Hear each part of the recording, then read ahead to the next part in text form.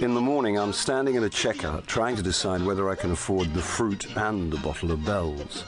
In the afternoon, I go for a tele-audition, and a week later, Charles Paris has landed a nice juicy part in the Stanislaus Braid Mysteries. I chose the bells, by the way. No contest. That's a take. Thank you, everyone. Move on to scene 18. Costume change for you, Russell. Yeah, I'd like to go again, if that's all right with everyone. Rick says that was great for him, so I... Yeah, well, look, I know I can do it better, and I'm sure Charles wouldn't mind running the scene one more time, would you, Charles? Look. Thanks to Russell's retakes, we were 10 scenes behind, and it was only week 1. We're very behind in schedule, Russell. Yeah, schedules are not my problem, Patrick. Looking bad on screen is. So please, tell our director I'd like to do it again. 40 years ago, Russell was a good-looking charmer, but as the looks faded, so had the charm, and his reputation in the business was now summed up in one word: difficult. While our first assistant director translated Rick's expletives into reasoned argument, Lisa Stokes arrived on the set.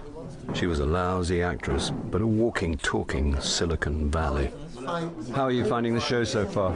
Well, profile's good, yeah? And my agent's like, it's so not going to do me any harm if I get the next job. So I'm like, yeah, cool. I was following one word in 10. You got another job lined up? We haven't, signed the contract, but I'm a definite pencil. And if I get it, it's going to, put me straight into the A-list. I didn't know what list I was on, but I was sure I'd need more than 26 letters. It's called Under the Knife. And what it is 6 celebrities working with a top surgeon, and the public vote for who gets expelled and who gets to do a real operation. Ah, sounds great. I presented a late-night show on satellite, UK Babes. It's a bit like Film 2004, only about adult DVDs. Yeah. But this will be like a definite step up the celebrity ladder. Okay, everyone, take 5. There's no greater turn-off than listening to someone else's ambition, so I was relieved when Pat called a tea break.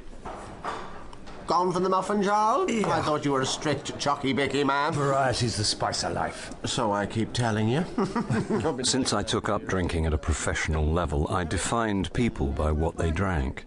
Pat was Mexican lager swigged from the bottle, whereas Les Merchant, our scriptwriter, was a bitter man, in all senses of the word. Morning, troops.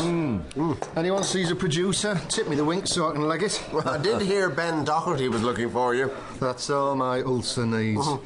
I just want 5 minutes peace and quiet to fill my veins with high cholesterol food. 25 years ago, Les had been acclaimed most promising new playwright, but he broke his promise and was now reduced to turning Winifred Railton's tired old books into